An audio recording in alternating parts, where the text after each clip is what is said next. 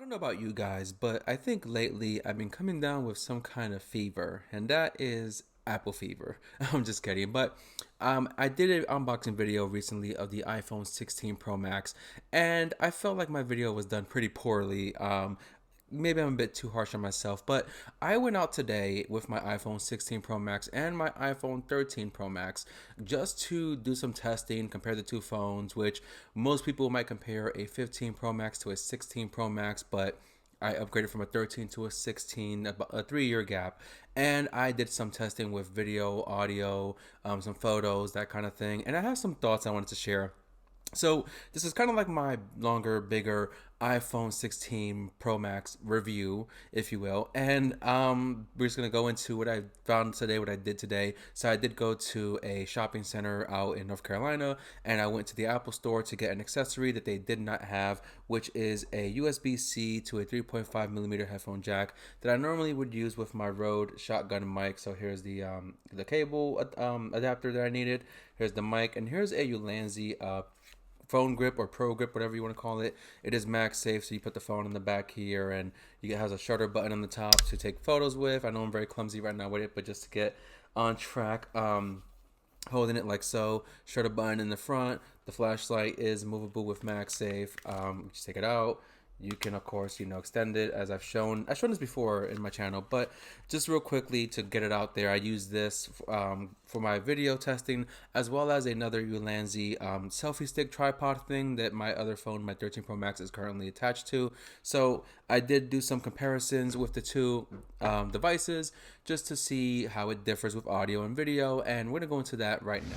So one of the things I wanted to do with this review or testing really is to try the phone in different scenarios. I'm right now currently at Birkdale Village in Huntersville, North Carolina, and I have the action mode enabled, which is supposed to help with image stabilization. I'm also using the built-in internal microphones because my adapter for my external mic doesn't seem to work right now, so I have to get a new one today. So I am going to do some testing with this microphone built in for the 16 Pro Max and comparing it to a shotgun microphone on my 13 Pro Max to see how it compares with the audio quality and also the video quality. So this is with the action mode enabled and built-in microphones. Let's see how it does without the action mode enabled.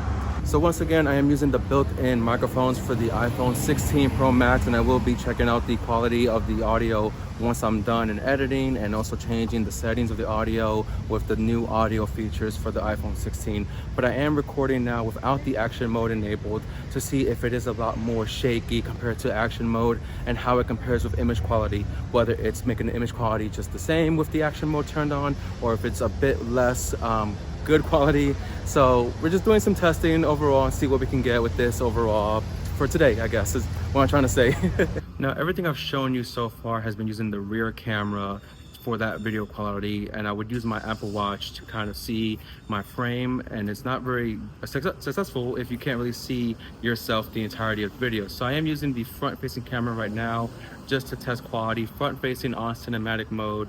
It does blur the background as it should with cinematic, but it may not be as good as it would be using the rear camera. So of course we'll know more when I do the editing and see how it compares between rear facing and front facing. But this is quite a big improvement from the iPhone 13 Pro Max, which is my former device. I went about 3 years without upgrading, so if you're in the same boat as me in terms of video quality, it is worth the upgrade. Now for audio quality, that's another story. You can edit your audio on these videos after you're done recording. It may only be for standard video recording, not cinematic, not ProRes. It may not, have to double check that, of course, but you do have that option compared to other devices that don't let you do that. So there is that. I guess there's a reason to upgrade if you want to do that with your editing. There is that incentive to upgrade is what I'm trying to say, basically. So right now we are using the iPhone 13 Pro Max with a shotgun mic plugged directly in. It's a Rode video mic, and this is to show you the difference between video quality between the older iPhone 13 Pro Max and the newer 16 Pro. This one does not have the image stabilization. Also, because I don't have the adapter to plug my other microphone to my iPhone 16, you're also going to get a difference in audio quality to see how it does differ with the shotgun mic plugged in, whether or not it does make a difference. So that's what what you're getting right now for the comparison. And when I do get my adapter later, because Apple Store didn't have it, surprisingly, so I'll get my adapter later today, hopefully, and I can do some more testing with that as well. So I'm hoping I can get it all done within this video, but this is what we are basically experimenting with all together.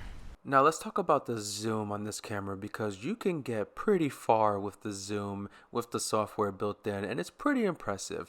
Now of course you will lose some type of image quality when you zoom in all the way, but the fact that this phone can go pretty far and still have some pretty decent video quality is pretty impressive. You can even use the new camera control button for your zoom and capturing. It is a little bit difficult to get used to. It is a bit stiff and not as fluent as just using the touchscreen, but very interesting option here with the camera button, and it is a bit more accessible with your index finger for zooming, so that's the option there if you want it as well.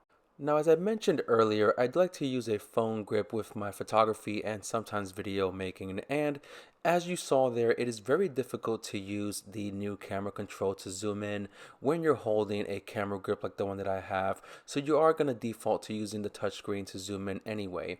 And with the shutter button included in my camera grip, it may make the new camera button on the iPhone kind of useless and maybe a little bit obsolete. Not so much obsolete, but it's the fact that I have a shutter button included on my grip and may not even need to use the camera button on the iPhone. But if I'm not using this grip and I'm using the iPhone as is, I at least have the option to use that new camera button for my photos and video, as well as trying to zoom in and out. And once you get the hang of it, you will be able to do some pretty cool things with it. There are some features promised to come soon, like double tapping for different focus modes, for example. I don't know when that's expected to drop, but it would definitely add more functionality to the new camera control button. I also found that if you're going to use the camera control button, especially if you're recording content in landscape mode, it might be a bit easier if you are using a pop socket. Mine is not currently on straight, as you can see, but using a pop socket does help to add a bit more grip to your phone when you're trying to use that camera control button. Now you also get the option to record 4K 120 frames per second slow motion, and it is pretty cool, but I was hoping that we could save multiple points of the video where it'll slow down, speed up, and slow down again, which you can't do it in the photo app of the phone after you make the video, but you do have the option to do that in your video editing software later on. I just wish that we could do that on the phone itself with the photo app, but maybe they can add that in a future update or something, but it is still pretty cool to see it in action. There really is a lot to talk about with the camera this time around, but just to summarize a few of the features, the portrait mode is even better this time around with the option to even zoom in when you're trying to get those portrait shots, the perfect shot. Aside from that, you also have this really cool zoom, as I mentioned earlier, but it's great for both video and photo, because if you look at this picture right here, there's a sign way in the background right by that brown area by the building, and this is how it looks all the way zoomed in, where you can see the sign much more clear compared to what it was previously in the other shot. So you do have these really cool zoom options with your filming and photography, which is going to be a major game changer depending on what you're trying to do. Now you also have a few different settings on your screen when you are trying to take photo and video, like your normal 4K resolution, HD resolution, your frames, 30 to 60 frames, etc., and ProRes. But when you swipe up from the bottom of the phone, you do have those other options, or the same options rather, on the bottom as well, depending on how you have your phone, either portrait or landscape, so you'll have an easier time to access those controls, as well as some other ones if you wanted to as well, such as the active stabilization, the flashlight, that kind of thing. So there's a bit more going on screen here. Also, when you are zoomed in on your subject, you will get a little window pop up on the top left corner of your phone that will kind of show you the larger view of what your subject is while you're zoomed in, so you can find that perfect spot you're looking for without trying to move the camera too much when it's zoomed in all the way. You kind of get what I'm saying, I hope. And even doing photos and videos at night is not terrible. It's not as good as, broad daylight, obviously. And it also depends on what type of lighting source you have. But making this content at night is not the worst. I've seen much worse video content at night, much worse devices that can record and take photos at night with really bad quality. So it's not terrible here. It's okay. Just depends on what you're trying to do and what you are looking to gain out of it. All right, so as I mentioned earlier, I didn't have the adapter to connect my shotgun microphone to my iPhone 16 Pro Max. I do have the adapter now. It is a USB-C to a 3.5 millimeter adapter.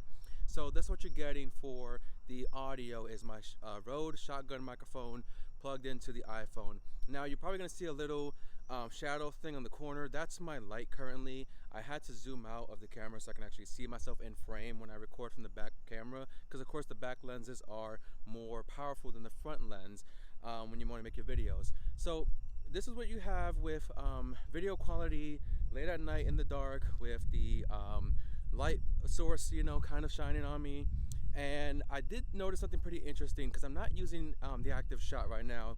I'm not using the image stabilization, but when I did turn it on with my testing and looking at the phone in the settings, it made the image a lot darker, and that makes you want to use the active shot only for daylight or if you have really good lighting like a professional setup type of thing. But just want to show some quick video and audio with the shotgun mic finally plugged in and filming without the active stabilization at night. And I'll put on the active stabilization next so you can see the difference in how it looks basically. So here we are with the active stabilization enabled, and on the phone screen it will say more light may be required, and it's similar to when you're using a portrait mode photo or a cinematic recording when you're trying to blur out the background. If your scene is not very lit up, it will say more light may be required. That's been a thing since like iPhone 12, 13, whatever. So it's the same thing here. It's not going to do the stabilization as perfectly when you're in a dark setting because it is meant for a brighter scene. So if you don't have really good lighting, like a professional lighting setup, or if you're not in the daytime, you're not going to get much use on the image stabilization from the active mode. So keep that in mind when you're trying to make these videos while you're walking late at night like I am, which you shouldn't be doing anyway. Now for this part of the video, I wanted to use the front-facing camera with the 4K 30 frames per second with my light turned around and my microphone facing me. This is so I can actually see myself in the image. I have my grid turned on so I can see myself in the middle. Of course, no image stabilization. As far as I noticed, you cannot do the active shot on the front-facing camera, only the back camera, which makes sense considering the back camera has those three lenses and all the extra stuff involved in it with the software. So you're not going to get too many features on the front-facing camera, but you're still going to get a pretty decent quality for a video when you're filming in certain situations. Maybe not so much out here in the dark with this light facing me, but the front camera is not terrible, just not as good as the rear camera when you want to make your content. And of course, that is dependent on what you're doing. If you're doing an unboxing video, just a review, if you're talking in the camera for a vlog, or if you want to do like a movie or something, that is going to impact what you use and how you use it. There's a bunch of professional iPhone filming rig setups you can find on YouTube. I found one pretty interesting that I want to try to check out. Bit pricey though, but it all depends on what you're trying to do with your iPhone, what kind of video you want to make, what kind of content. And honestly, iPhones are a good option, or even any updated current Android like a Samsung S24 Ultra, I think is the current one. Anything like that will get you really good quality for video. It's the audio that could be an issue. You gotta have really good microphones. There are much better ones than the ones I'm using now. They have wireless ones that are pretty good, wired ones that are really good. So it's all about what you want to spend your money on, how you want to spend it, and what kind of build you want to make while you're trying to make these videos. So just another test of the front-facing camera at night, or I guess the only test I'm doing with the front camera at night, basically. So that's about it for this part, I guess. We'll move on to other features as well. Now, along with everything that we've seen with the quality of videos and photos, I want to take a moment and go into the whole Apple AI thing, because with the Apple AI, Apple Intelligence, as they're calling it, there's a lot of great things I want to talk about with the Apple AI. And that the main thing about that is we don't have them yet. We're expecting it middle of October, I think, and then the coming months after that. But to release a phone without the promised features that the phone was built on, the phones were made from the ground up for the Apple AI features. Kind of interesting to release a phone with those promises, but not release the promises until later on. And I hear a lot of people say those are going to be in beta mode anyway.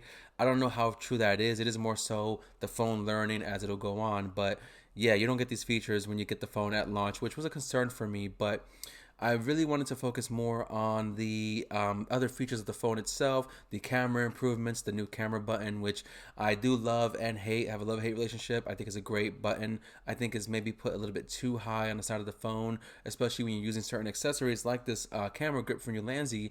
It's harder to use the camera button and the shutter for zoom and photo.